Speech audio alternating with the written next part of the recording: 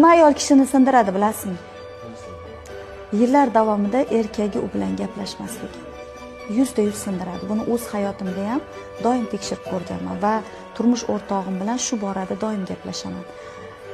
Men bilan gaplashmasligingiz, menga vaqt ajratmasligingiz, ya'ni vaqt ajratish degani ayolni qarshisida o'tirib telefon kovlab o'tirish, bu vaqtni ajratmadim deb hisoblasin.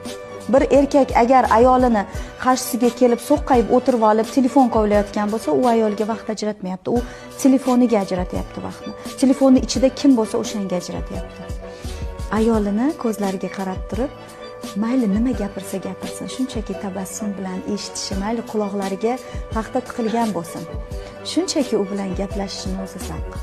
Ayol o'sha paytda bir pog'ona o'sadi, meni erim eshityapti. Ering suydi, eling suydi degan gap menimcha shundan kelib chiqqan. Siz turmush o'rtog'ingiz sizni suymayotganini bilgan saringiz o'zingizni juda ham katta aybdorlikka tiqasiz. Juda katta stress ayollarda paydo bo'ladi. Eriga nafratlangan ayol bu nafratni hammadan oladi. Birinchi bo'lib o'ljasi uni farzandlari bo'ladi.